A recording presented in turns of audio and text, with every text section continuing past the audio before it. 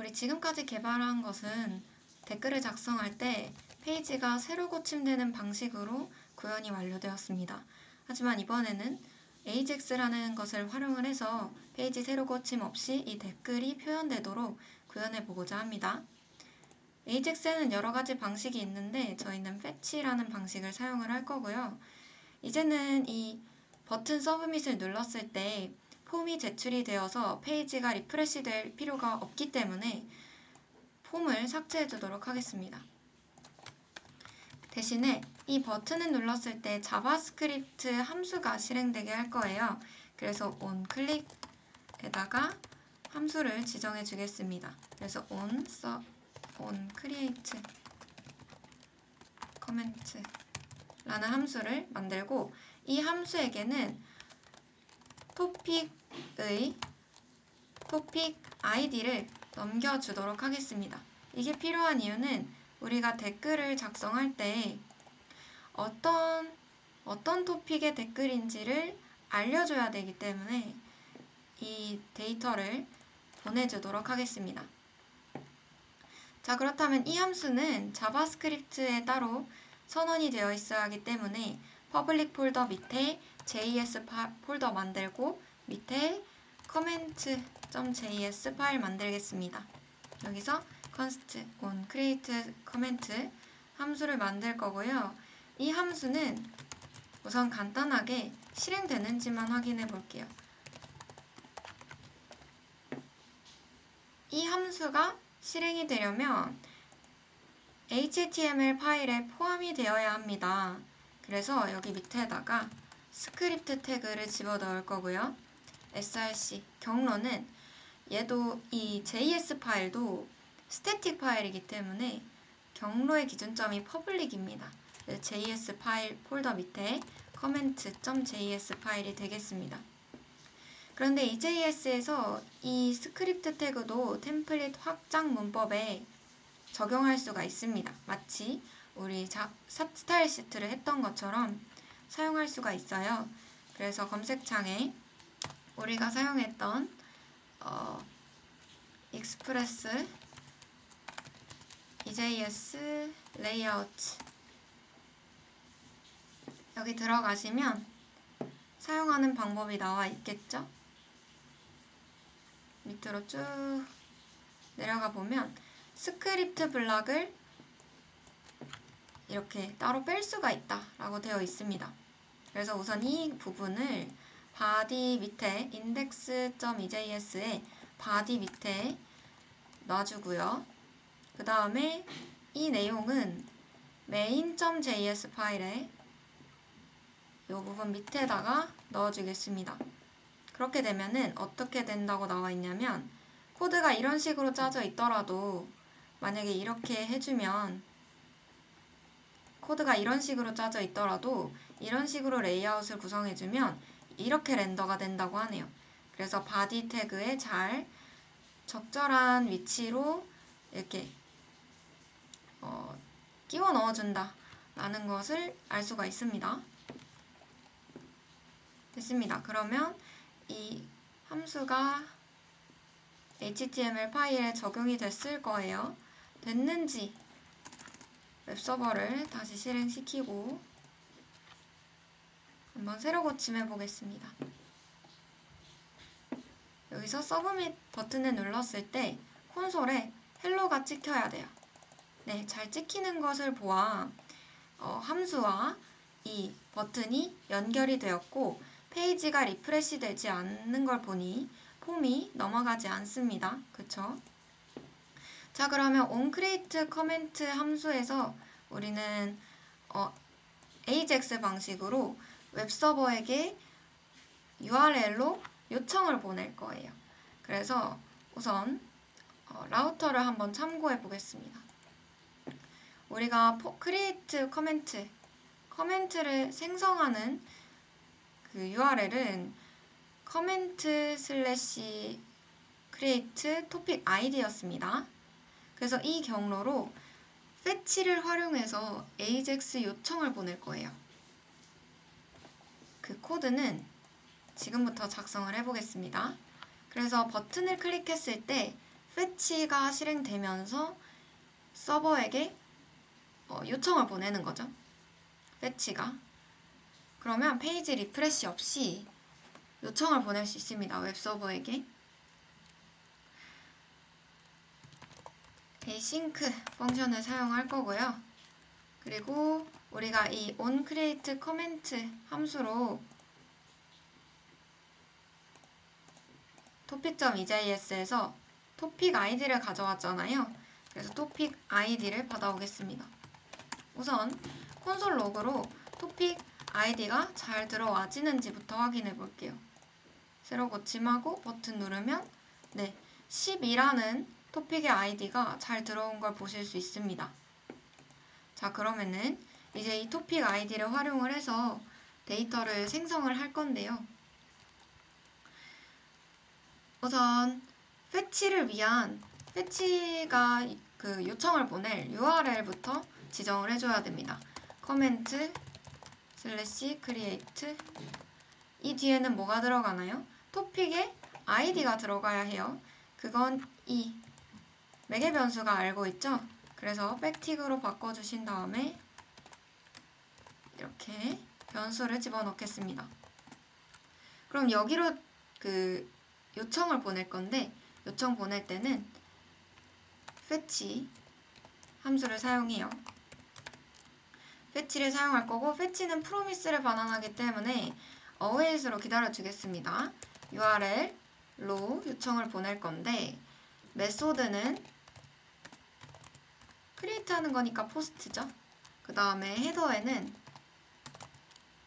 어떤 내용을 담을 거냐면 컨텐츠 타입이 application JSON이다 라고 해놓을 거고요. 그 다음에 body에는요 json.stringify로 JSON 데이터를 보낼 거예요. 그래서 JSON 데이터를 직렬화해서 서버에게 보내는 겁니다. 이해되시나요? 자, 그럼 여기서 서버한테 보내줘야 될 데이터가 뭘지 생각해 볼게요. 우리가 원래 폼을 제출할 때는 뭐가 서버한테 전달이 됐었죠? 사용자의 이름, 작성된 사용자의 이름과 작성된 댓글이 서버한테 넘어갔었죠. 그러니까 이 인풋 태그와 텍스트 에어리아의 밸류를 읽어서 그 밸류를 스트링이파이 해서 보내면 되는 겁니다. 그러면 이 함수 시작할 때 유저네임과 그 다음에 컨텐츠를 document.get element by id를 가지고 각각의 엘리먼트를 조회를 해서 그 엘리먼트의 밸류를 가져올 거예요. 밸류 가져올 겁니다. 그러면 우리의 이 토픽 EJS에 있는 이 input 태그, text area 태그에게 id를 지정해 주셔야겠습니다. 그래서 id는 comment 유저네임 이라고 하고요. 여기 id는 comment content로 하겠습니다.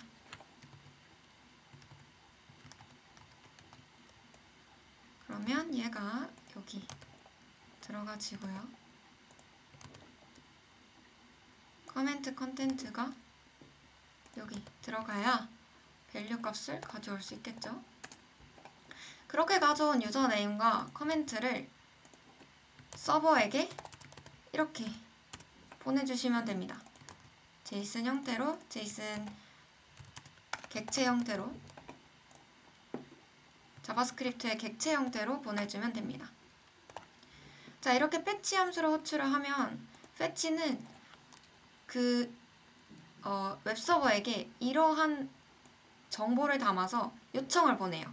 그런 다음에 요청에 대한 응답, 리스폰스를 받아옵니다. 그래서 그 받아온 리스폰스를 res 변수에다가 저장할게요. 그런 다음에 만약에 리스폰스가 오케이, 괜찮다 하면은 그 다음 함수인 디스플레이 커멘트 함수를 호출할 거예요. 이 디스플레이 커멘트 함수는 아직 안 만들었는데요. 이게 왜 필요하죠? 응답을 받으면은 우리의 이 작성된 사용자 이름과 그 댓글 내용을 화면에 보여줘야 되잖아요. 왜 화면에 보여줘야 되냐면 웹페이지가 새로 고침이 안 됐기 때문에 데이터베이스의 변경사항이 적용이 안 됐어요.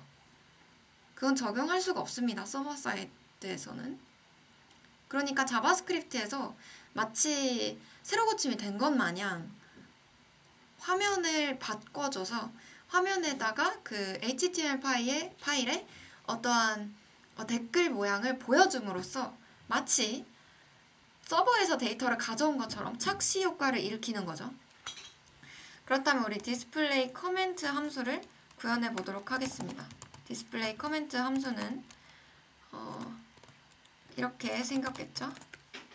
됐습니다. 그래서 콘솔 로그로 이 커멘트 함수가 잘 실행되는지 확인해 볼 건데요. 확인해 보기 전에 AJAX 방식으로 웹서버에게 요청을 보내게 되면 웹서버에서도 AJAX에 대한 응답을 JSON 방식으로 응답해줘야 됩니다. 그렇기 때문에 백엔드 로직을 다시 한번 살펴볼게요. 메인에서 커멘트로 시작하는 경로에 대한 처리는 커멘트 라우터에서 해줍니다. 그래서 커멘트 라우터로 가시면 create topic id 여기로 요청이 들어갈 거고 커멘트 컨트롤러로 넘어가게 되는데 커멘트 컨트롤러는 create comment라는 함수가 실행이 될 거고 이 create comment 함수는 파라미터에서 토픽 아이디를 가져온 다음에 body에서 새로운 커멘트 데이터를 받아왔어요. 근데 우리가 fetch 방식으로 데이터를 보낼 때 body에 이 데이터를 담아서 보냈었죠. body에 담아서 보냈었죠. 그렇기 때문에 이렇게 받아올 수가 있습니다. 이해되시나요? 받아올 수가 있겠죠? 그런 다음에 이렇게 받아온 데이터를 가지고 모델에게 새로운 데이터를 생성하라고 요청합니다. 이 모델에서 create comment 함수가 실행되는데 유저네임과 컨텐츠에 각각 접근을 하겠죠. 여기서 유저네임은 comment.js에 있는 이 JSON 데이터의 유저네임이 됩니다. 이해되시죠? 폼 태그에서의 유저네임이 아니라 네임의 유저네임이 아니라 이해가 됩니다.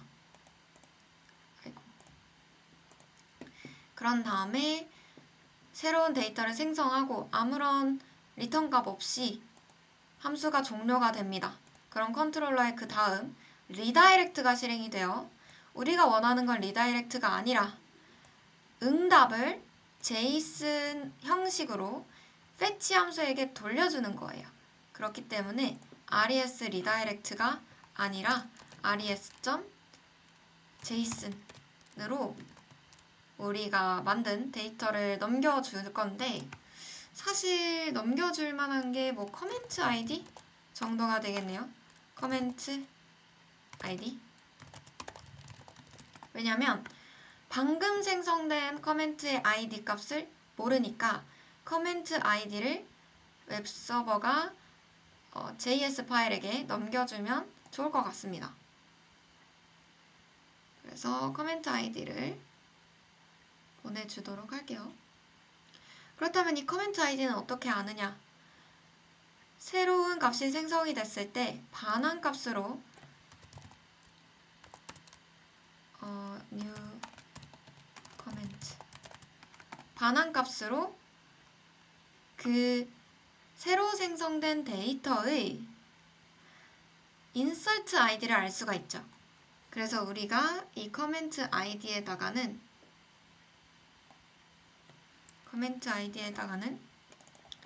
new 커멘트에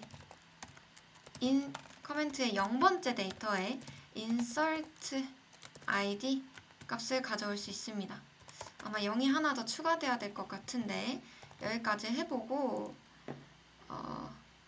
이렇게 받아온 리스폰스를 리스폰스를 가지고 res를 찍어보겠습니다. console.log json res.json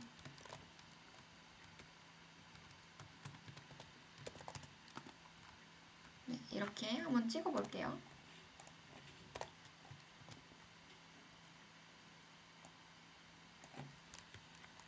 그냥 변수에다 대입하겠습니다.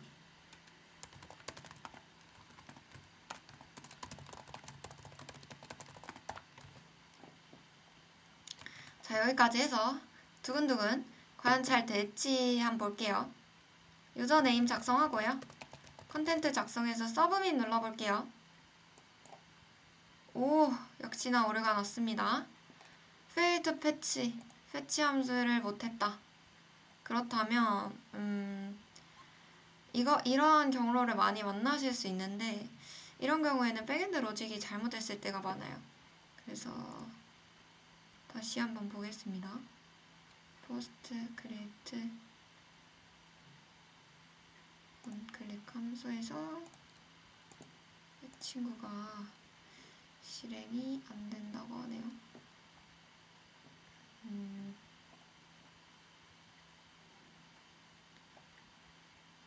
그러면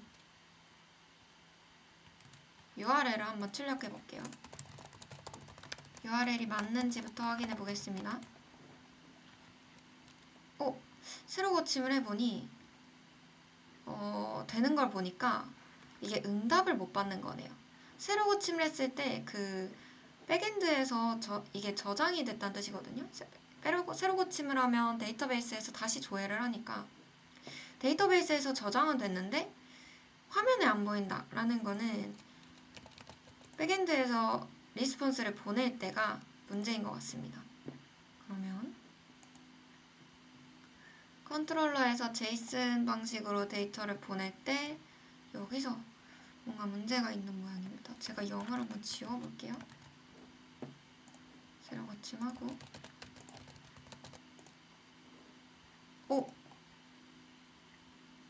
네, 역시 안 됐죠. URL은 잘 됐는데 뭔가 데이터 전달이 잘 안 되는 것 같습니다. 여러분 커멘트 모델에서 커멘트 모델 한번 볼게요. 커멘트 모델에서 아무런 반환 값이 없잖아요. 그게 문제였습니다. 여기서 반환을 해줘야겠죠. new comment return new comment의 0번째 데이터 반환해주고 커멘트의 insert id를 접근해 보도록 하겠습니다. 그러면 커멘트 모델에 create comment가 반환 값을 주면 그게 여기에 new comment에 컨트롤러의 new comment 변수에 대입이 되겠죠. 다시 좀 기니까 삭제 좀 하고요. 서브밋 눌러보니까 실행이 역시나 안 됐습니다. 그렇다는 것은 콘솔을 확인해 봐야겠네요. 여기에 insert id가 없대요. undefined라고 뜨는 걸 보니까 0을 지워줘야겠습니다. 그러고 나서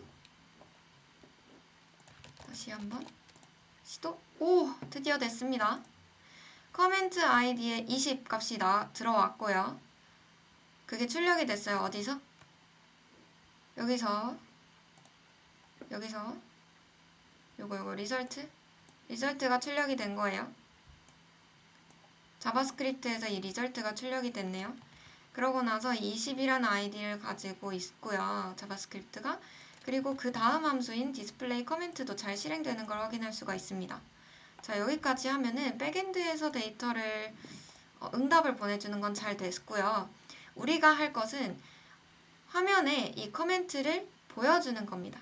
그래서 백엔드에서 데이터를 받아왔으니 화면에 이 커멘트를 보여주는 걸 해보도록 하겠습니다.